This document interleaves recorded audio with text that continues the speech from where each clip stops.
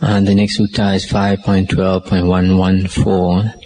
On one occasion, when the Exalted One was dwelling among the Magadhis at Anda Kavinda, the Venerable Ananda came to him, saluted, and sat down at one side. And the Exalted One spoke thus to the Venerable Ananda, so seated. Ananda, the monks that are novices, lately gone forth, come newly to this Dhamma Vinaya. Those monks, Ananda, verily must be made to take heed of and enter into and stand fast in 5 things. What 5? Say thus, come you sirs, be virtuous, live restrained in the restraint of the Patimokkha, perfect in conduct and resort, seeing danger in the smallest fault, and endeavor to train in the steps of the training. Thus must they be made to take heed of and enter into and stand fast in the restraint of the Patimokkha. And say thus, come you sirs, live with the sense doors guarded, guarding mindfulness, skillful in mindfulness, with the ways of the mind well watched, possessed of a mind that is guarded and aware. Thus must they be made to take heed of and enter into and stand fast in the restraint of the senses. And say thus again to them, come you sirs, be little in talk, make a limit to talk. Thus must they be made to take heed of, enter into and stand fast in the limiting of talk. And say thus to them, come you sirs, be forest dwellers, seek you the ways of the forest wilderness, the outland bed and seat. Thus must they be made to take heed of, enter into and stand fast in seclusion as to the body. And say thus to them, come you sirs, be right in view, seeing right. Thus must they be made to take heed of, enter into and stand fast in having right view. Ananda, the novices lately gone forth, come newly to this Dhamma Vinaya, must be made to take heed of, enter into and stand fast in these 5 things. That's the end of the sutta. It's quite an important sutta for monks. The Buddha is saying that new monks must be advised to practice these 5 things. The first one is to live restrained according to the Patimokkha. The Patimokkha is the set of the precepts for monks who have obtained the higher ordination. The Patimokkha consists of 227 precepts for monks. So the first one is they have to train in these precepts of the Patimokkha. The second one, the Buddha says that they should restrain the sense doors, guard the sense doors, and always be mindful and aware. The third one is they should limit their talk. Talk only beneficial talk, not to talk unbeneficial talk. The fourth one is the Buddha advised them to be forest dwellers. This word forest is a translation, I think, of the Pali word aranya. Aranya is a secluded place. It can be a forest, can be a cave, can be up in a hill, etc. And the Buddha, generally the Buddha advised that new monks should train under a senior monk for 5 years. But the Buddha made an exception if a monk is fairly knowledgeable in the Dhamma and Vinaya, even though he has not completed 5 years, he can go and live alone if he wants to meditate. Because people are different. There are some monks who have are quite capable, even though they are new monks. Then the Buddha said they can go and live alone in forest areas. That is practicing seclusion as to the body. That means Kaya Viveka. Kaya is body, Viveka is seclusion. Then the fifth one is to have right view. And the way to have right view is to study the discourses of the Buddha, the early discourses of the Buddha, to obtain right view. These are the advice that new monks should be given. The next sutta is 5.13.121. On one occasion, when he was staying near Vesali at the gabled hall in Mahavana, the Exalted One, rising from seclusion in the evening, visited the hall of the sick And the Exalted One saw a monk, weak and ailing, and at the sight he sat down on a seat made ready.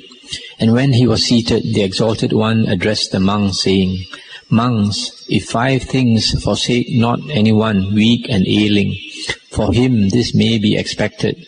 Before long, by destroying the asavas, he will enter and abide in the emancipation by mind, the emancipation by wisdom, which is free of the asavas, realizing this by his own knowledge, even here and now. What 5? Herein, monks, a monk abides seeing the unattractiveness of the body, is conscious of the satiation or clawing of food, conscious of distaste as to the world, perceives impermanence in the conditioned, and his inner self is well set on the thought of death. Monks, if these 5 things forsake not anyone weak and ailing, for him this may be expected. Before long he will enter and abide in emancipation. So this sutta, that's the end of the sutta. This sutta is talking about the 5 contemplations that is very helpful for a person to obtain liberation. Even when a person is very sick and weak and ailing, if he practices these 5 contemplations intensely, then he can obtain liberation. The first one is contemplating the unattractiveness of the body. Sometimes it's translated as the loathsomeness of the body. The second one is the conscious of the satiation of food, the safid of food, being tired of food, and like a feeling of too much food. Second one, conscious of the distaste as to the world, to be able to see that the world is not so attractive as it seems. Then impermanence, seeing impermanence in the conditioned. All conditioned things, all things in the world are impermanent, they keep on changing. And last one, the inner self is well set on the thought of death. That means you can see that you contemplate death, always contemplating death. So these are the few contemplations which are very important. The unattractiveness of the body, the satiation of food, or clawing of food, distaste of the world, impermanence of conditioned things, that means all things in the world, and constant contemplation of death. The next sutta is 5.13.123. Monks, possessing 5 qualities, a sick man is an ill help to himself. What 5? He treats not himself with what is beneficial. The first one, he treats not himself with what is beneficial. The second, he knows no measure in his treatment. Third one, he applies not the medicines. Fourth one, he sets not out the extent of his illness to one who tends him in goodness of heart, saying, in going it goes thus, when it returns it comes so, while it is with me it is just thus. Nor is he the kind of man who endures the onset of bodily aches and pains, racking, shooting, stabbing, bitter, galling, life-taking. Monks, possessing these 5 qualities, a sick man is an ill help to himself. That's the end of the sutta. Here this sutta is saying such a person is not helpful to himself when he is sick. The first one, he does not know what is beneficial, what is not beneficial. The second one, he does not know measure. That means even what is beneficial, if he takes too much of it, that means he doesn't know the measure that he should take. When even medicine, he take too much of it, it can be harmful. The third one, he does not apply the medicines when he should use the medicines, he does not use them. The fourth one, he does not tell the person who is tending him about his sickness in detail, in clearly. And the fifth one, he cannot endure bodily pains. And this type of person does not help himself much when he's sick. The next sutta, 5.13.124. Monks possessing 5 qualities, one who waits on the sick is not fit to help the sick. What 5? He cannot prepare medicines. Number 2, he does not know what is beneficial from what is unbeneficial. Offers what is not beneficial, does not offer what is beneficial. Thirdly, in hope of gain, he waits on the sick, not out of goodwill. Fourthly, he loads to remove excrement or urine or vomit or spittle. Fifth, nor can he from time to time instruct, rouse, gladden and satisfy the sick with Dharma talk. Monks possessing these 5 qualities, one who waits on the sick is not fit to help the sick. That's the end of the sutta. Here is talking about the person who is not suitable to tend to a sick person. The first one, he does not know how to prepare medicines. The second one, he does not know what is beneficial for the sick person or what is not beneficial for the sick person. The third one, he has ulterior motive when he tends to the sick person. He's not doing it out of goodwill, but he's trying to get something out of it. The fourth one, he does not like to remove excrement or urine or vomit or spittle. He can't stand these things. And then the last one, he does not know how to give beneficial talk. He does not know how to talk, encouraging talk, beneficial talk to the sick person.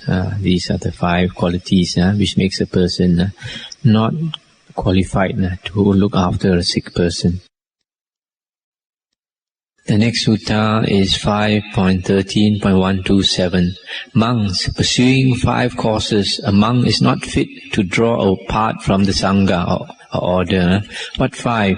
Herein monks, a monk is not content with any robe, with any alms, with any lodging, with any medicines, and he dwells full of lustful purpose. Monks pursuing these 5 courses, a monk is not fit to draw apart from the Sangha. That's the end of the sutta. This refers to living alone. There are certain monks who are capable of living alone, certain monks who are not capable of living alone. And here is the monk who is not capable of living alone. If he's not easily satisfied with any type of robe or food or lodging or medicines, and also he has a lot of lust. If he has a lot of lustful thoughts, then wherever he goes, even though he is physically alone, but he is not alone because these lustful thoughts is his company, keeping him company. So such a monk is not fit to dwell alone. The next sutta is 5.13.129. Monks, 5 are the lost in hell who lie festering, incurable. What 5? By him has his mother been deprived of life, his father an arahant. By him with evil thought has the Tathagata's blood been drawn. By him has the Sangha been embroiled or split. Verily monks, these are the 5 lost in hell who lie festering, incurable. That's the end of the sutta. This sutta refers to the 5 most heavy karma that a person can do, which will bring him to hell for a long, long time. The first one, he kills his mother. Second one, he kills his father. Third one, he kills an arahant. Fourth one, intentionally, he causes the Buddha to bleed. That means he harms a Buddha. The 5th one, he causes a harmonious sangha of monks to be divided. He becomes a batu api. He causes the monks to split, and that is a very heavy karma. The next sutta is 5.13.130. Monks, there are these 5 losses. What 5? Loss of kin, loss of wealth, loss by disease, loss of virtue, and loss of view or right view. Monks, not caused by loss of kin, wealth, or by disease, do beings on the breaking up of the body after death arise in the wayward way, the ill way, the abyss, hell. Monks, caused by loss of virtue or by loss of view, do beings on the breaking up of the body after death arise in the wayward way, the ill way, the abyss, hell. Verily, monks, these are the 5. Monks, there are these 5 profits. What 5? Profit of kin, profit of wealth, profit of health, profit of virtue, and profit of view.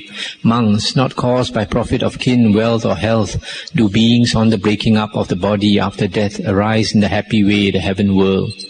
Monks, caused by profit of virtue or by profit of view, do beings after death arise in the happy way, the heaven world. Verily, monks, these are the 5. This sutta says that a person goes to hell because of loss of virtue and loss of right view. That means he has wrong view and he does not keep the precepts. And a person goes to heaven because of virtue and because of right view. The other things, loss of relatives or loss of wealth, loss of health, that is not so important as virtue and right view.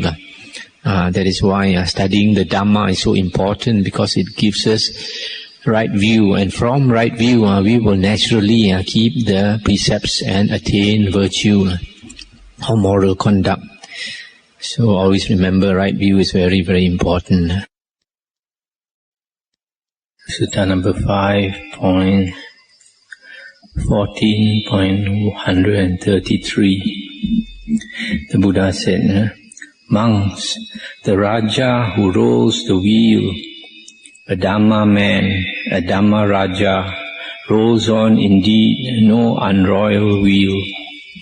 And when he had thus spoken, a certain monk said to the Exalted One, but who, Lord, is the Raja of the Raja, the roller of the wheel, the Dhamma man, the Dhamma Raja? It is Dhamma, monk, said the Exalted One. Herein, monk, the Raja, the wheel roller, the Dhamma man, the Dhamma Raja, relies just on Dhamma, honors Dhamma, reveres Dhamma, esteems Dhamma, with Dhamma as his standard, with Dhamma as his banner, with Dhamma as his mandate. He sets a Dhamma watch and bar and ward for folk within his realm. He sets a Dhamma watch and bar and ward for warrior and camp follower, for Brahmin and for householder, for town and country folk, for recluse and for Brahmin, for beast and bird alike. Thus indeed, monk, that Raja, setting a Dhamma watch and bar and ward for folk and creatures within his realm, rolls on the wheel by Dhamma, and that wheel may not be rolled back by the hand of any hostile creature. Even so, monk, the Tathagata, Arahant, Sammasambuddha, a Dhamma man, a Dhamma Raja, relies just on Dhamma, honors Dhamma, reveres Dhamma, esteems Dhamma, with Dhamma as his standard, with Dhamma as his banner, with Dhamma as his mandate. He sets a Dhamma watch and bar and ward for monks, saying, follow you such a practice indeed, not that other. Follow you such a practice in word, not that other. Follow you such a practice in thought, not that other. Follow you such a livelihood, not that other. Seek you such a town or village, not that other. So too for nuns and lay disciples, both men and women. Thus indeed, monk, that Tathagata, setting a Dhamma watch and bar and ward, for monk and nun, for lay disciple, both man and woman, rolls on by Dhamma, the unsurpassed wheel of Dhamma, and that wheel may not be rolled back by recluse, Brahmin, Deva, Mara, Brahma, or by any in the world. That's the end of the sutta. Here the Buddha is saying that the Buddha, the Dhamma king, reveres Dhamma, has Dhamma as his Raja. So even the Buddha as a Raja, as a king, which is the Dhamma. He honors Dhamma, he reveres Dhamma, he acts according to Dhamma. Remember the other day we read one sutta how the Buddha said because of respect for Dhamma, whenever he teaches Dhamma, he takes a lot of care in teaching the Dhamma. So too for us, we must always honor Dhamma and live our lives according to the Dhamma. The next sutta, 5.14.137. Monks, these 5 sleep little by night, they are much awake. What 5? A woman longing for a man sleeps little by night, is much awake. So too a man longing for a woman sleeps little by night, is much awake. A thief longing for booty, for what he wants to steal, sleep little by night, is much awake. A Raja bent on royal business sleeps little by night, is much awake. A monk longing for bondage liberation sleeps little by night, is much awake. Verily monks, these 5 sleep little by night, they are much awake. That's the end of the sutta. So you see, different people have different reasons for sleeping little at night. Some because of desires, the thief waiting to steal somebody's things, the Raja, the king, busy with all his office duties, and the monk longing for liberation, is tired of all this dukkha, so he strives very hard so that he doesn't sleep much at night. But then even though he doesn't sleep much, he does need sleep. The more developed his mind is by samadhi, he sleeps the less. The next sutta is 5.15.141. Monks, these 5 persons are found living in the world. What 5? One who gives and despises a man. One who despises a man by living with him, or lives with another and despises him. One who has a mouth to take in anything. One who wavers, and one who is foolish and mind-tossed. And how, monks, does a person give and despise a man? Herein, monks, a person to a person gives requisites, the robe, alms, lodging and medicines, and things I give, this fellow receives. He gives and despises him. Thus, monks, a person gives and despises a man. And how, monks, does a person despise a man by living with him? Herein, monks, a person lives with a person for 2 or 3 years. By living with him, he despises him. Thus, monks, a person despises a man by living with him. And how, monks, has a person a mouth to take in anything? Herein, monks, a person, while another is being spoken of in praise or blame, just promptly revels in it. Thus, monks, a person has a mouth to take in anything. And how, monks, does a person waver?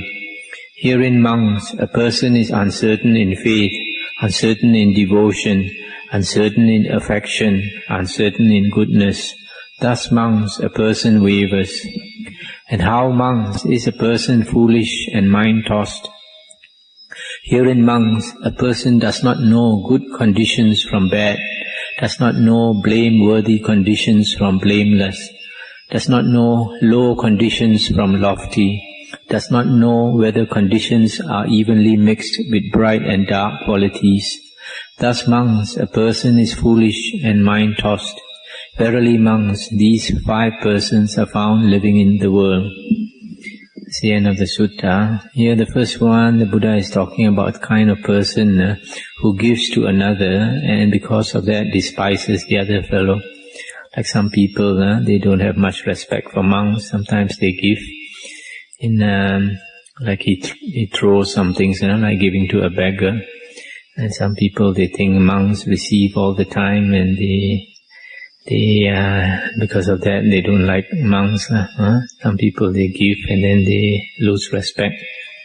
The second one, by living with another person, a person looks at all his faults and learns to despise him. He forgets that he himself has faults. We all have faults. It's very easy to look at another person's fault. And the third one, he has a mouth to take in anything. While another person is being spoken of in praise or blame, just promptly revels in it. I suppose this is a type of person who is a gullible person. Whatever he hears, he accepts without investigating. And then the fourth person is a person who wavers. Whatever he does, he has a lot of doubts. And doubts is one of the 5 hindrances that prevent us from seeing things as they really are. The mind is unsteady, and the only way we can overcome this doubt is to have strong samadhi. When the mind is very strong, then whatever problem comes up, we can examine it very clearly, then we won't have doubt. And the last person is a person who is foolish and mind-tossed. He cannot differentiate between good and bad conditions from blameworthy and blameless conditions. As a foolish person, these are the different kinds of person found in the world. The next sutta is 5.15.143. Once, while he dwelt near Vesali at the gabled hall in Mahavana, the Exalted One, early one morning, after dressing, took bowl and robe and entered Vesali for alms. Now at that time about 500 Lichavis were meeting and seated at Sarandada shrine, and this talk occurred. Rarely are the 5 treasures revealed in the world. What 5? Rarely is the elephant treasure revealed in the world. Rarely the horse treasure, the jewel treasure, the woman treasure, and rarely the householder treasure. Rarely are these 5 treasures revealed in the world. I'll just stop here for a moment. These people are talking about the 5 rare things that appear in the world when a wheel-turning king, a universal monarch, appears in the world. This universal monarch is a king who has so much blessings and merit that he is able to rule the whole world. And when he appears, these treasures also appear, and he owns them. Now to continue the sutta. Now these Lichavis had put a man in the road, saying, "When, my man, you see the Exalted One coming along, come and tell us." And the man saw the Exalted One a good way off coming along, and he went and told the Lichavis, saying, "Sirs, here comes this same Exalted One, Arahant, Sammasambuddha, and now's the time to do what you meant." And the Lichavis approached the Exalted One, saluted him, and stood at one side. And so standing, they said, "Lord, it were good if the Exalted One were to visit Sarandada shrine out of compassion." The Exalted One accepted in silence. And when he had come to the shrine, he sat down on the seat they had made ready. And so seated, he said this to the Lichavis, "What did you talk of, O Lichavis, as you sat here together just now? What talk between you was interrupted?" "Lord, as we sat together, the talk turned on how rarely the 5 treasures are revealed in the world." "What 5? Rarely is the elephant treasure revealed in the world. Rarely the horse treasure, the jewel treasure, the woman treasure, the householder treasure. Rarely are these 5 treasures revealed in the world." And the Buddha said, "Truly with you Lichavis, sense-enthralled, talk between you turns just to things of the flesh. 5, O Lichavis, are the treasures rarely revealed in the world. What 5? The Tathagata, Arahant, Sammasambuddha is rarely revealed in the world. Rare in the world is a person able to teach Dhamma Vinaya, declared by the Tathagata. Rare is a person able to appreciate the teaching. Rare in the world is a person who conducts himself in Dhamma by Dhamma, recognizing the teaching Dhamma Vinaya declared by the Tathagata. Rare in the world is a person who is grateful and thankful. Verily, O Lichavis, these are the 5 treasures rarely revealed in the world. That's the end of the sutta. Here the Buddha declares a different set of 5 persons rarely found in the world. The first one is a Buddha. I think remember I mentioned that the Buddha said that he looked into the past 91 world cycles, kappas, and he saw in the past 91 world cycles only 6 Buddhas appeared, which means it takes more on the average, more than 10 kappas, 10 world cycles for a Buddha to appear. That's why the Buddha is very rare. The Sammasambuddha, one who teaches the Dhamma.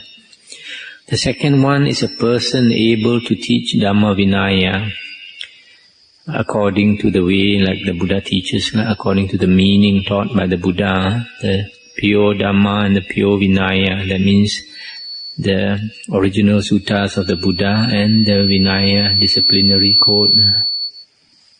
And the third one is a person who is able to appreciate the teaching. One who appreciates the Dhamma taught by the Buddha. See, like tonight, we have this talk, and not many people here. Only about 20 people. KL has so many people, and so many Buddhists, but not many people really appreciate the Dhamma. Some people find the Dhamma very dry. But when you understand the Dhamma, then you learn, then you know how good is the Dhamma. And the fourth one, rare in the world, is a person who conducts himself in Dhamma by Dhamma. That means who lives his life according to Dhamma. That can only be a person who understands the Dhamma, and that is quite rare. And the last one is a person who is grateful and thankful. Every so often we come across ungrateful people. People whom we have done a service to and they don't appreciate and don't show gratitude. But that's the way the world is, so we have to accept that.